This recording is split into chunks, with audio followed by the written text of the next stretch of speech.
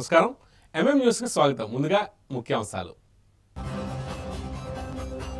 మహిళల ఆర్థిక స్వయం సమృద్ధి ధ్యేయమని ఎమ్మెల్యే అదితి డిజిటల్ లక్ష్మీ కేంద్రాన్ని ప్రారంభించి మహిళ అభివృద్ధి బాటలో నడవాలని పిలుపు. శ్రీక్షేత్రంలో శాస్త్రోక్తంగా నిర్వహించిన భగవద్గీత హోమం. భక్తుల గీతాపారాయంతో ఆధ్యాత్మిక వాతావరణం సంతరించుకున్న ఆలయ ప్రాంగణం. మన్యంలో నేరాల కట్టడి, శాంతి భద్రతల పరిరక్షణ లక్ష్మణ్ ఎస్పీ మాధవ్ రెడ్డి వార్షిక నివేదిక విడుదల చేసిన పోలీస్ శాఖ. వివరాలకు వెళ్తే, మహిళలు ఆర్థికంగా స్వయం సమృద్ధి సాధించి సమాజంలో గౌరవప్రదమైన స్థానంలో ఉండాలనేదే ముఖ్యమంత్రి నారా చంద్రబాబు నాయుడు ఆశయమని విజయనగరం శాసనసభ్యురాలు అదితి విజయలక్ష్మి గైతురాజు పేర్కొన్నారు. ఆదివారం మండల పరిధిలోని ధర్మపురి గ్రామంలో ఏర్పాటు చేసిన డిజిటల్ లక్ష్మి ఆన్లైన్ సేవల కేంద్రాన్ని ఆమె రిబ్బన్ కట్ చేసి ఘనంగా ప్రారంభించారు. ఈ సందర్భంగా ఏర్పాటు చేసిన సభలో ఎమ్మెల్యే మాట్లాడుతూ మహిళలు కేవలం గృహిణులుగానే కాకుండా అద్భుతమైన పారిశ్రామికవేత్తలుగా ఎదగాలని పిలుపునిచ్చారు. ఇందుకోసం కూటమి ప్రభుత్వం అనేక రాయితీలు, ప్రోత్సాహకాలను అందిస్తుందని తెలిపారు. ప్రభుత్వం ప్రవేశపెడుతున్న సంక్షేమ పథకాలను ప్రతి మహిళ సద్వినియోగం చేసుకుని ఆర్థికంగా స్థిరపడాలని కోరారు. ముఖ్యంగా డిజిటల్ సేవల ద్వారా గ్రామాల్లోనే ఉపాధి పొందే అవకాశం ఉందన్నారు. ఆడబిడ్డల ముఖంలో చిరునవ్వు చూడడమే ధ్యేయంగా సీఎం చంద్రబాబు నాయుడు పనిచేస్తున్నారని, కుటుంబాల ఆనందం కోసం వినూత్న పథకాలు రూపొందిస్తున్నారని కొనియాడారు. రాష్ట్ర పునర్నిర్మాణంలో ప్రజలందరూ భాగస్వాములు కావాలని, అభివృద్ధి బాటలో ప్రభుత్వం వేసే ప్రతి అడుగుకు సహకరించాలని ఆమె కోరారు. అనంతరం కేంద్రంలోని డిజిటల్ సేవల పనితీరును ఆమె పరిశీలించి నిర్వాహకులకు పలు సూచనలు చేశారు. ఈ కార్యక్రమంలో స్థానిక ప్రజాప్రతినిధులు, వివిధ శాఖల అధికారులు, భారీ సంఖ్యలో మహిళలు, కూటమి పార్టీ నాయకులు పాల్గొన్నారు. ఈరోజు mission for elimination of poverty in municipal areas ద్వారా మనం ప్రతి ఏరియాలో మనం ఒక కియాస్క్ అనేది పెడతా ఉన్నాము. మనం చూస్తుంటే విజయనగరంలో ప్రత్యేకంగా 64 కియాస్క్స్ పెట్టడానికి ఐడెంటిఫికేషన్ చేశారు.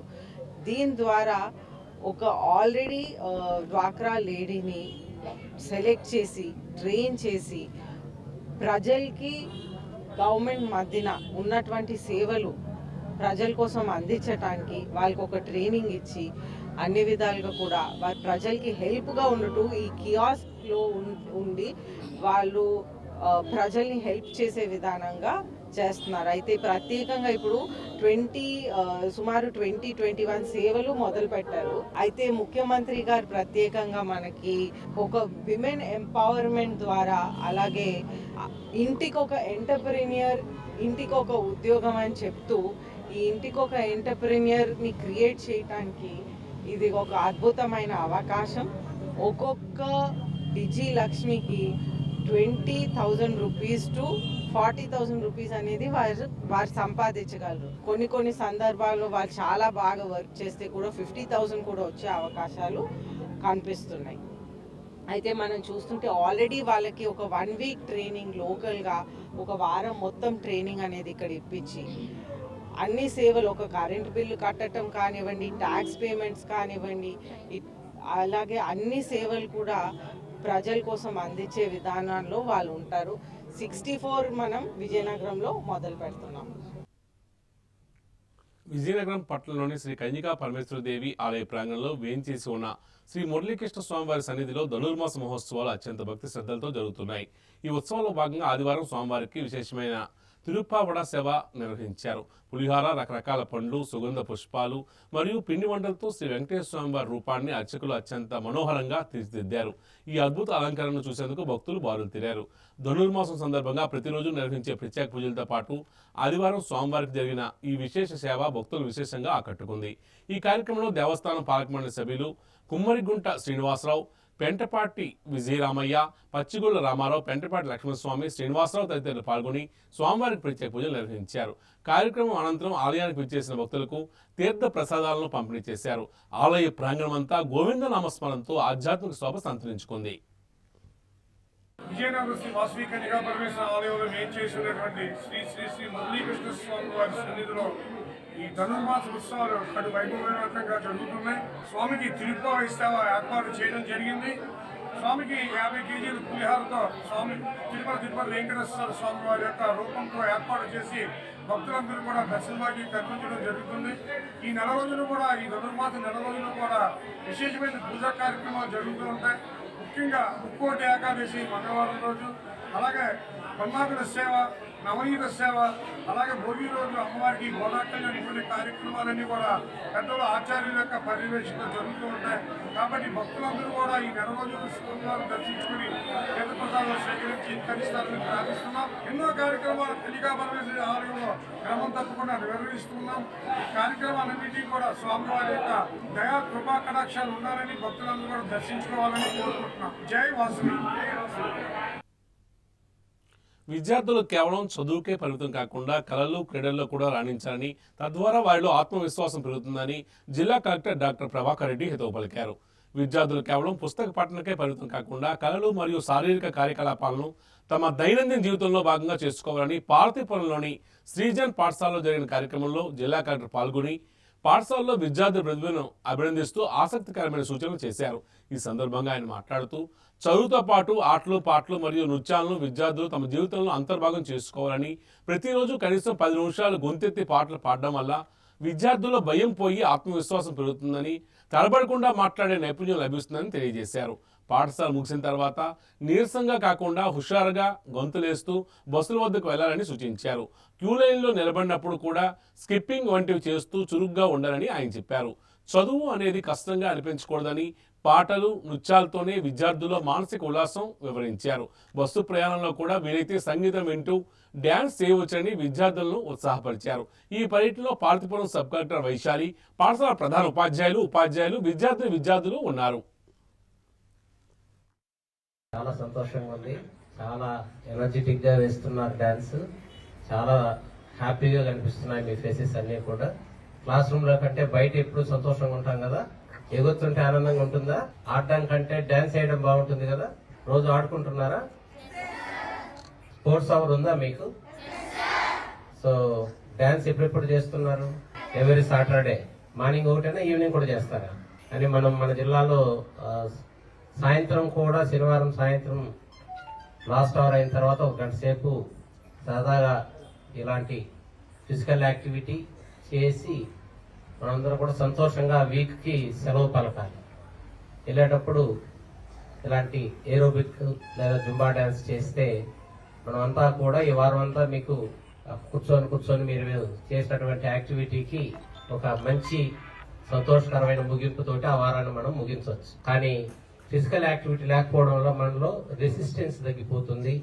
అలాగే శరీరం యాక్టివిటీ లేకపోతే నెమ్మదిగా మనం వెయిట్ పెరిగి ఒబెసిటీగా తయారవుతారు. రోగాలన్నీ కూడా దాడి చేస్తాయి. మీరు ఇప్పుడు డాన్స్ చేస్తున్నట్లుగానే మీ లోపల కూడా కణాలన్నీ కూడా డాన్స్ చేస్తూ ఉంటాయి.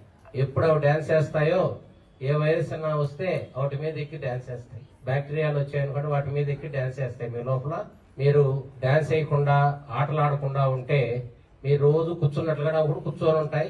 వైరస్లు అన్ని వచ్చి లోపలికి వచ్చి మిమ్మల్ని ఈజీగా జలుబు జ్వరాలు లేదంటే జనరల్ వచ్చేటువంటి వ్యాధులు ఏదైనా వచ్చినప్పుడు 1 రోజు 2 రోజుల్లో తగ్గాల్సినటువంటి జబ్బులు తీరిగ్గా తగ్గుతాయి. ఎందుకంటే ఇవి కూడా లేజీగా కూర్చొనే ఉంటాయి కాబట్టి ఖచ్చితంగా మనం చదువుతో పాటు ఆటలు పాటలు డాన్సులు కూడా మన చదువులో భాగంగా చేసుకోవాలి. ఇది నిజానికి రోజు చేస్తే మంచిది. మీ చదువు కూడా హ్యాపీగా సాగాలి తప్ప అలసిపోయి వేలాడేసుకొని మొహాలు బస్ ఎక్కే టైంకి ఎప్పుడెప్పుడు ఇంట్లో పోయి పడిపోతామా అనేటువంటి ఆలోచన లేకుండా పీపీపీ విధానం ద్వారా ప్రభుత్వ మెడికల్ కాలేజీలను ప్రైవేట్ సంస్థలకు అప్పగించే ప్రభుత్వ నిర్ణయాన్ని వ్యతిరేకిస్తూ రేపు 29వ తేదీన మయూరి జంక్షన్ వద్ద తాను నిరాహారదీక్ష చేస్తున్నానని Akash spoken institute director Srinivasarao చెప్పారు. ఆదివారం విజయనగరం జిల్లా కేంద్రంలోని అలకానంద కాలనీలో తన కార్యాలయంలో మీడియా సమావేశం నిర్వహించారు. ఈ సందర్భంగా ఆయన మాట్లాడుతూ ఈ నిరాహార దీక్షకు రాజకీయ పార్టీల నాయకులు, విద్యార్థులు, స్వచ్ఛంద సంస్థల ప్రతినిధులు హాజరవుతున్నారని తెలిపారు. ఈ దీక్ష ఉదయం 8 గంటల నుండి సాయంత్రం 6 గంటల వరకు జరుగుతుందని, కావున పట్టణ ప్రజలు ఈ కార్యక్రమానికి హాజరు కావాలని ఆయన కోరారు. ఈ కార్యక్రమంలో ఎంఆర్పిఎస్ స్టేట్ కోఆర్డినేటర్ సుధాకర్, జిల్లా secretary K Simhachalam, N V Bhushan, Suresh తదితరులు పాల్గొన్నారు. ప్రభుత్వ మెడికల్ కాలేజీలని పీపీపీ పద్ధతి ద్వారా ప్రైవేట్ పరం చేయడానికి చూస్తున్నటువంటి మన ప్రభుత్వం తాలూకు విధానాన్ని నిరసిస్తూ రేపు మన మయూరి జంక్షన్ దగ్గర మన ఆర్కే కాలేజీ ప్రాంగణంలో ఒకరోజు నిరాహార దీక్ష చేయబోతున్నాం. ఈ కార్యక్రమంలో అన్ని రాజకీయ పార్టీలు అంటే కూటమి పార్టీలు తప్ప మిగతా పార్టీలను కూడా పాల్గొంటున్నాయి నాయకులు. అదేవిధంగా ఎంఆర్పిఎస్ స్టేట్ కోఆర్డినేటర్ సుధాకర్ గారు కానీ లేదా సింహాచలం గారు కానీ చాలా మంది విద్యార్థులు పాల్గొంటున్నారు. కాబట్టి పట్టణ ప్రజలకి మేము వినవిస్తుంది ఏంటంటే, దయచేసి ఇది నా ఒక్క సమస్య కాదు, ఇది ప్రజల సమస్య, రాష్ట్ర ప్రజల సమస్య. ఎందుకంటే పేదవాడికి ఇక విద్య అనేది ఒక ఆకాశ కుసుమ అయిపోతుంది. అంతేకాకుండా పేద ప్రజలు ట్రీట్మెంట్ చాలా కష్టం అవుతుంది. మొత్తం పేద ప్రజల జీవితాలని కకావికలం చేస్తున్నాయి. అందుకోసమే మన ప్రభుత్వం ఎప్పటికైనా సరే కళ్ళు తెరిచి పేద ప్రజల మీద దృష్టి పెట్టి పీపీపీ విధానం తీసివేసి ప్రభుత్వ పరం చేయాలి. ప్రైవేట్ పరం చేయడం అనేది చాలా దారుణమైన విషయం. దయచేసి ఈ విషయంలో ముఖ్యమంత్రి గారు మరొకసారి పునరాలోచించుకోవాల్సిందిగా కోరుకుంటున్నాం. ప్రముఖ భారతీయ తత్వదర్శన కేంద్రం ఆధ్యాత్మిక నిలయం శ్రీక్షేత్రంలో కొలువై ఉన్న అష్టలక్ష్మి సమేత ఐశ్వర్య వెంకటేశ్వర స్వామి వారి సన్నిధిలో భగవద్గీత హోమం అత్యంత భక్తి శ్రద్ధలతో కన్నుల పండుగగా నిర్వహించారు. హిందూ ధర్మరక్ష సమితి ఆధ్వర్యంలో జరిగిన ఈ క్రతువులో భక్తులు భారీ సంఖ్యలో పాల్గొని పునీతులయ్యారు. శ్రీక్షేత్ర ధర్మకర్తలు దుర్గా బాలాజీ మరియు ఉమాదేవి దంపతుల సౌజన్యంతో ఈ కార్యక్రమం అత్యంత వైభవంగా సాగింది. వేద పండితుల మంత్రోచ్చారణల మధ్య పవిత్ర అగ్నిలో భగవద్గీతలోని 18 అధ్యాయాల్లోని శ్లోకాలను పఠిస్తూ ఆహుతులను సమర్పించారు. హిందూ ధర్మరక్ష సమితి రాష్ట్ర కార్యదర్శి వేణుగోపాల్ ఆధ్వర్యంలో ఈ విశిష్ట హోమం నిర్వహించబడింది. ఈ సందర్భంగా వారు మాట్లాడుతూ భగవద్గీత కేవలం ఒక గ్రంథం మాత్రమే కాదని మానవాళికి అది దిశానిర్దేశం చేసే జ్ఞాన జ్యోతి అని పేర్కొన్నారు. శ్రీకృష్ణుని అనుగ్రహం పొందడానికి సమాజంలో శాంతి సౌభ్రతత్వం వెల్లివేయడానికి ఈ హోమం దోహదపడుతుందని వివరించారు. ఈ కార్యక్రమంలో హిందూ ధర్మరక్ష సమితి ప్రతినిధులు, వివిధ ఆధ్యాత్మిక సంస్థల సభ్యులు మరియు స్థానిక భక్తులు అధిక సంఖ్యలో పాల్గొన్నారు.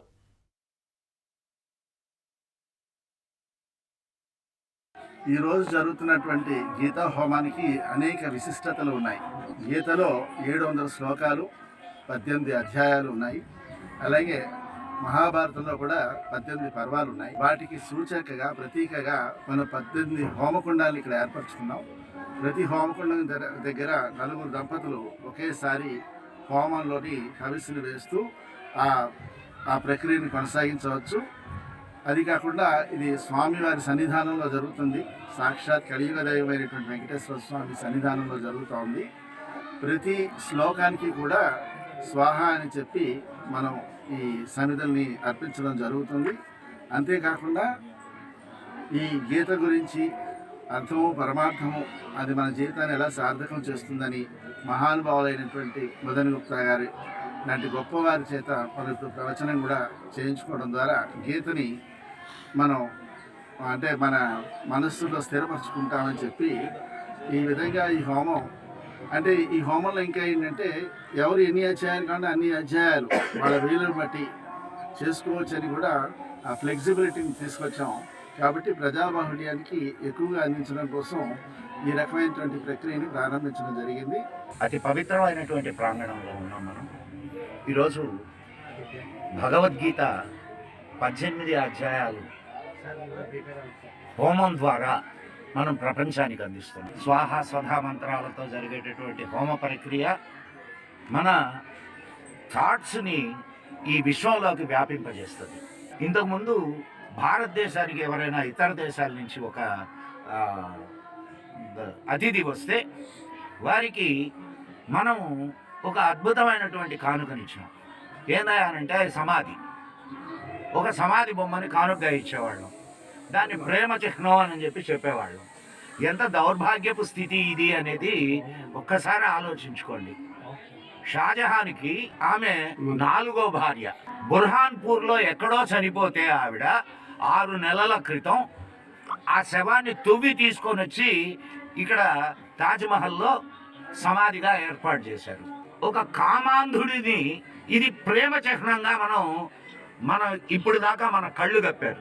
కానీ ఇప్పుడు మోడీ గారు వచ్చిన తర్వాత ఏ దేశపు ప్రతినిధి ఈ భారతదేశానికి వచ్చినా వాళ్ళకి ఇస్తున్నటువంటి అద్భుతమైన గిఫ్ట్ ఏంటంటే భగవద్గీత. ఎందుకు భగవద్గీతను ఇస్తున్నారు? భగవద్గీత ఒక్క హిందువుల కోసం మాత్రమే చెప్పింది కాదు, ఇది సమస్త మానవాళికి చెప్పినటువంటి సందేశం. కృష్ణ పరమాత్ముడు ఇచ్చినటువంటి అద్భుతమైన జ్ఞాన భాండాగారం భగవద్గీత. అటువంటి భగవద్గీతని మన మిత్రులందరూ ప్రతి నెల పఠనం చేయిస్తూ వ్యాపింపజేస్తున్నారు. కాబట్టి భగవద్గీత యొక్క ప్రాశస్త్యాన్ని తెలుసుకొని ప్రతి ఇంట భగవద్గీతని పారాయణం మొదలు పెట్టండి. కాసేపు విరామం.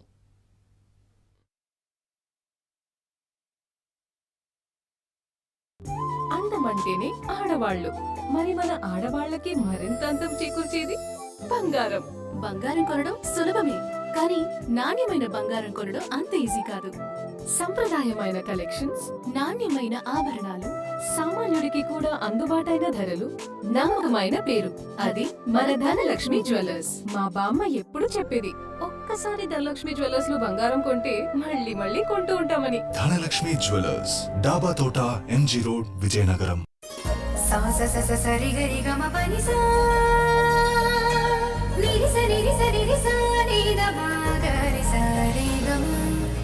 అమ్మాయికి తన సొగసే ఆనందం, మన మనసే దోచేది తన అందం, అందానికి ప్రతిరూపం ఆభరణం, ఆభరణం అసలు రూపం Govinda jewelleries, Govinda jewelleries, Govinda jewelleries, Govinda jewelleries. సాంప్రదాయ స్వర్ణాభరణాలకు పుట్టినిల్లు మా Govinda jewelleries.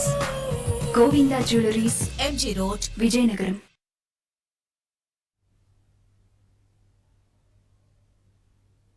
Back to news.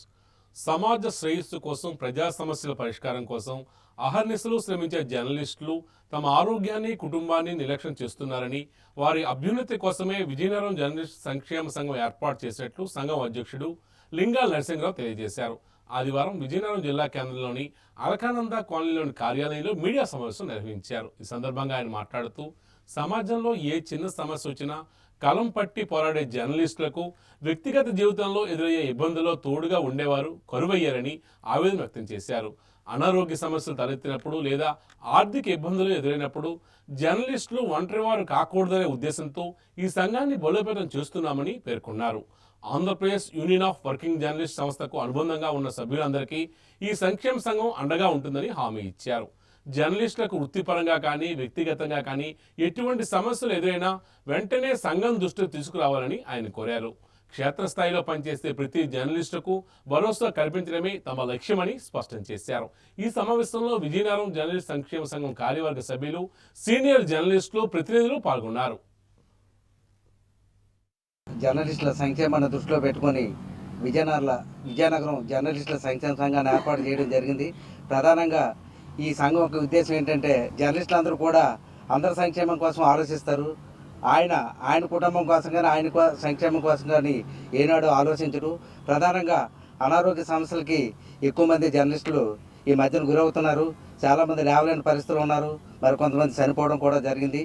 అయితే ఈ పరిస్థితులు దృష్టిలో పెట్టుకొని యూనియన్లో ఉన్న ఏపీడబ్ల్యూజే యూనియన్లో ఉన్న కొంతమంది సీనియర్ నాయకులు, పెద్దల ఆలోచనలు మేరకు ఈ సంఘాన్ని ఏర్పాటు చేయడం అనేది విజయనగరంలో ఉన్నటువంటి ఏపీడబ్ల్యూజే అనుబంధంగా ఉన్నటువంటి సభ్యులందరికీ కూడా ఈ జర్నలిస్టుల సంక్షేమ సంఘం ఒక అండగా ఉంటుందని భరోసా ఇస్తున్నాం.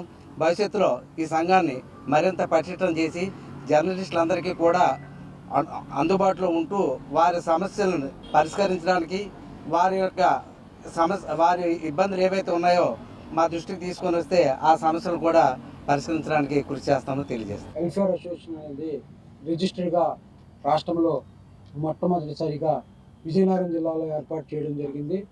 సో ఇక్కడ చేసే మంచి కార్యక్రమాలు రేపు రాష్ట్రానికి ఆదర్శంగా ఈ యొక్క సంఘం తీసుకెళ్తారని, అదేవిధంగా ఈ యొక్క పట్టణంలో ఉన్న వెల్ఫేర్, ప్రతి ఒక్క జర్నలిస్టులకి వెల్ఫేర్ విషయంలో ముందండి ఉండాలి.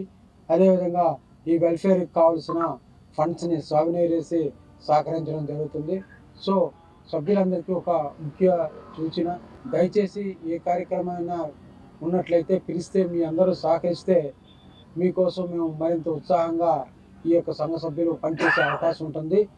కాబట్టి పట్టణంలో జర్నలిస్టులందరూ కూడా ఈ సంక్షేమ సంఘానికి అందరూ తన వంతు సహకరిస్తూ వాళ్ళకి ప్రోత్సహించినట్లయితే మీకు ఖచ్చితంగా ఆరోగ్యపరంగా ఏమిటమి ఇతర అంశాల విషయంలో కానీ ఖచ్చితంగా వాళ్ళందరూ సహాయ సహకారాలు అందిస్తారనేసి మరీ ఏపీడబ్ల్యూజే జిల్లా శాఖ తరఫున కోరుచున్నాం.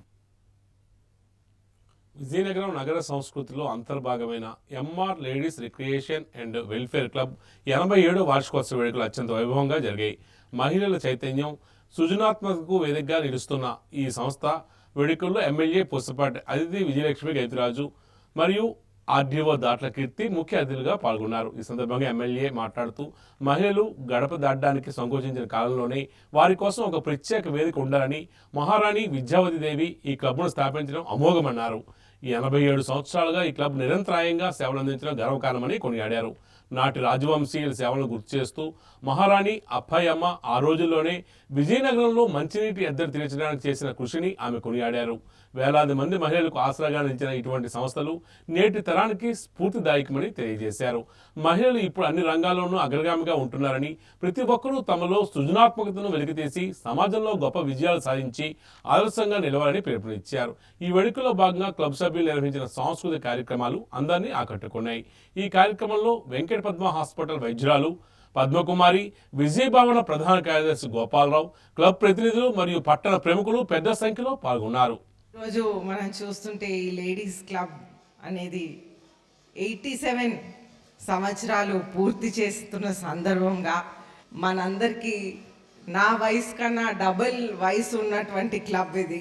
అయితే ఆ రోజుల్లో మనం మహిళల గురించి మాట్లాడినప్పుడు ఎప్పుడైనా మనకి మహారాణి అప్పలకొండయ్యమ్మ గారు మనకి డెఫినెట్గా గుర్తొస్తారు. ఎందుకంటే వారు ఆ రోజుల్లోనే మంచి నీరు కోసం విజయనగరం కోసం చేసినటువంటి అద్భుతమైన పని, ప్రత్యేకంగా మహిళల్ని ఒక ఈక్వల్ మెజారిటీగా మనం మహిళలకి ఇంపార్టెన్స్ ఇస్తూ, మనం ఎప్పుడైతే ఏ సమాజంలో అయితే ఒక మహిళ మధ్యరాత్రి రోడ్ మీద సేఫ్గా నడిచి వారింటికి వెళ్ళే సమయం ఉంటుందో ఆ ప్లేస్ ఒక పాజిటివ్ ప్లేస్, ఆ ప్లేస్ ఒక డెవలప్డ్ అయిన ప్లేస్ అనేది ముఖ్యంగా మనం ఆలోచించి మనం ఆ విధంగా మనం తీసుకోవాలనేది ముఖ్యంగా మీ అందరికీ నేను తెలియజేస్తూ ఉన్నాను.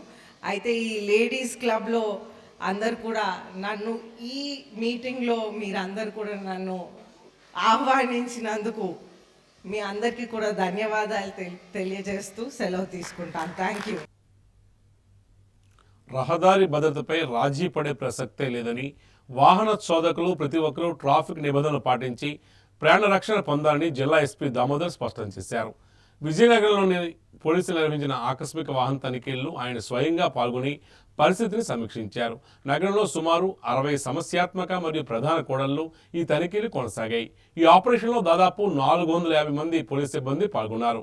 ప్రధానంగా హెల్మెట్ లేని ప్రయాణం, ట్రిపుల్ రైడింగ్, అతివేగం మరియు డ్రంక్ అండ్ డ్రైవ్పై దృష్టి సారించారు. ఈ సందర్భంగా ఎస్పీ మాట్లాడుతూ రోడ్డు ప్రమాదాలు జరిగినప్పుడు బాధితులకు గోల్డెన్ అవర్ అత్యంత కీలకమని పేర్కొన్నారు. ప్రమాద బాధితులను సకాలంలో ఆసుపత్రికి చేర్చి ప్రాణాలు కాపాడే మానవతావాదులకు ప్రభుత్వం తరపున 5,000 రూపాయల నగదు ప్రోత్సాహకం మరియు ప్రశంసాపత్రం అందజేస్తామని వెల్లడించారు. ఈ తనిఖీలో ఏఎస్పీ సౌమ్యలత, డిఎస్పీలు గోవిందరావు, భవ్యారెడ్డి, రాఘవలు, నారాయణరావు, వీరకుమార్తో పాటు పలువురు సిఐలు, ఆర్ఐలు, ఎస్ఐలు మరియు పోలీసు బలగాలు పాల్గొన్నాయి. గాంజా ఎవరైనా క్యారీ చేస్తున్నారా, లేదంటే ఏమన్నా అసాంఘిక శక్తులు ఏమన్నా వెపన్స్ ఇలాంటివి క్యారీ చేస్తున్నారా, ఇలాంటివి దొంగ బండ్లు ఏమన్నా తీసుకెళ్తున్నారా, అలాగే ఇన్సూరెన్స్ ఉన్నాయా లేదా, ముఖ్యంగా హెల్మెట్ మీద అవగాహన కల్పించడానికి ప్రజలందరూ కూడా ఈ యొక్క నాకాబందీ పెట్టాం. అలాగే వెహికల్ చెకింగ్ పెడుతున్నాం. ప్రాపర్గా అందరూ కూడా అవేర్నెస్ క్రియేట్ చేస్తున్నాం. విజయనగరం పట్టణంలో ప్రజలు దాదాపు ఆల్మోస్ట్ అందరూ కూడా హెల్మెట్ వేసుకొని తిరిగే పరిస్థితి వచ్చింది. నేను కోరుకునేది ఒకటే, మంచి ప్రజలకు మంచి జరగాలి. హెల్మెట్ బాగా రోడ్ యాక్సిడెంట్లు బాగా చాలా మంది చనిపోతున్నారు హెల్మెట్ లేకుండా. అలాగే డ్రంక్ అండ్ డ్రైవ్, మైనర్ చిన్నపిల్లలు డ్రైవ్ చేస్తున్నారు.